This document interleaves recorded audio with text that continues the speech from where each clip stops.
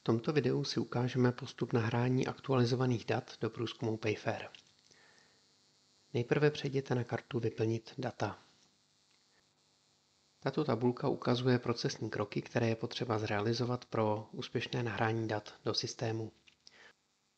Veškeré aktivity provádějte skrze levé menu. Jednotlivé části menu odpovídají jednotlivým procesním krokům. Začneme první částí, čili nahrání dotazníkových dat. Než začnete vyplňovat tento dotazník, doporučujeme si přečíst podrobné instrukce k vyplnění. Vyplnění dotazníku pak provádíte přímo v bílých polích. Na výběr jsou buď to číselné odpovědi, anebo zaškrtnutí příslušné varianty. To můžete provést buď to výběrem ze seznamu, anebo vepsáním X do příslušné buňky. Pokud vyplníte otázku špatně, rozsvítí se vám kontrola chyb, tak jako v tomto případě. Takto vyplníte všechny příslušné otázky. Pokud je v otázce povoleno více možností, můžete samozřejmě nechat odpovídající počet. Ve dvou případech máte možnost vyplnit i jiné. Pokud zaškrtnete tuto možnost, můžete vepsat upřesnění do příslušného textového okna.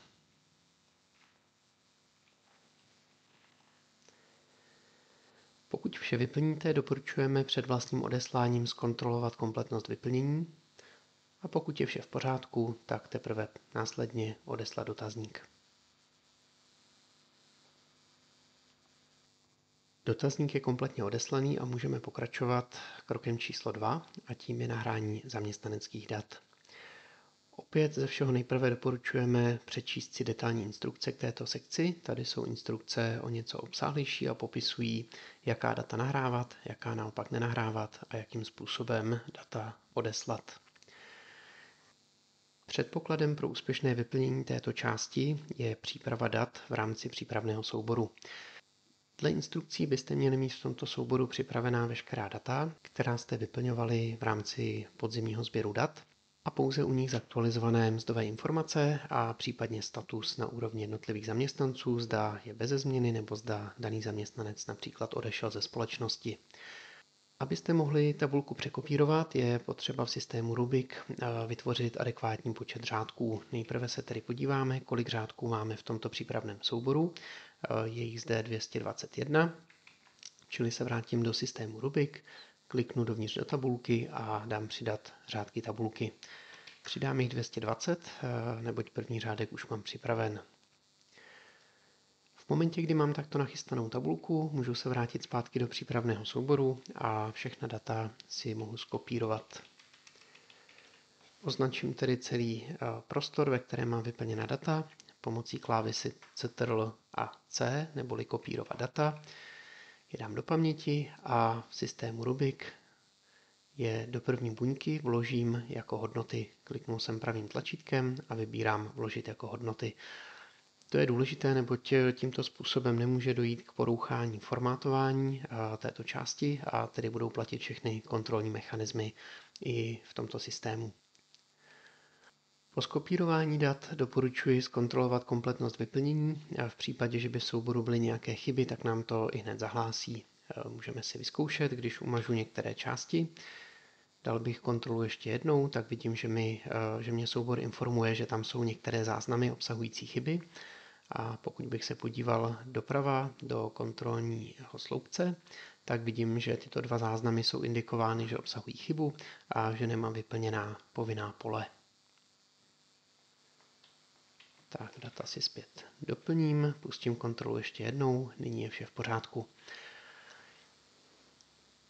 Mohu tedy pokračovat do další části a tím je spárování dat se systémem. Jak víte, nahráváme nyní vlastně stejný vzorek dat. Měli bychom použít stejná ID zaměstnanců, tak aby se nám mohla právě v systému spárovat a dotáhnout ze systému zařazení do funkčních větví, kariérních profilů, gradeů a další informace, které potřebujeme pro odeslání dat do průzkumu.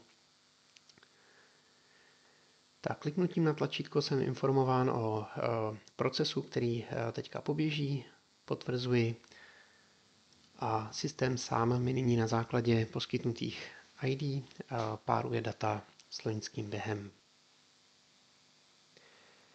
Spárování bylo dokončeno, počet spárovaných záznamů 213. Vidíte, že tu není číslo 221 a to z toho důvodu, že některé záznamy jsem označil, že tam došlo ke změně. Ukážeme si za chvilinku. Když se přesunu do pravé části tabulky, uvidím, že zde mám další sekci viditelnou a tím je status spárování a vlastně i informace právě o funkčních větvích, kariérních profilech, gradech a další proměny, které jsou používány pro potřeby průzkumu. Když bych si jel na konec tabulky, ve spodní části tabulky jsem nechal několik záznamů, kde měníme status zaměstnance. U některých jsme indikovali odchod zaměstnance ze společnosti, u některých změnu pozice a některé jsme označili jako nový nástup.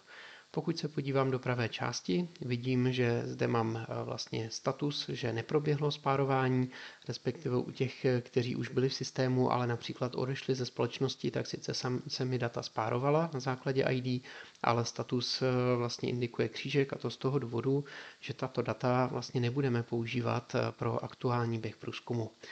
Když se tedy podívám doprava, tak ve statusu zda bude použito pro průzkum, tak máme u těchto záznamů ne, neboť nejsem schopen poskytnout relevantní data. Pokud již nebudu provádět žádné úpravy, doporučuji ještě jednou zkontrolovat kompletnost vyplnění a pokud je vše v pořádku, mohu potvrdit a odeslat data pro potřeby průzkumu.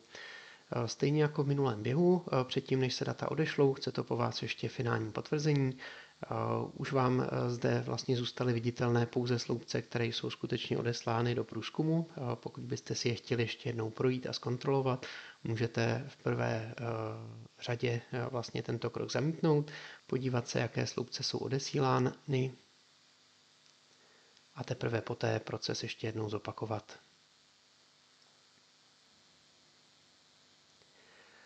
To je vše, tímto je celý proces dokončen a jak se můžete dočíst v tomto potvrzovacím okně, ta nahraná data zatím neuvidíte v systému, to znamená neuvidíte tam tyto aktualizované metriky, budou vlastně v systému zpřístupněna a aktivována až po zpracování tržních dat, tak abychom dokázali zase ta vaše aktualizovaná data benchmarkovat vůči aktualizovaným tržním datům.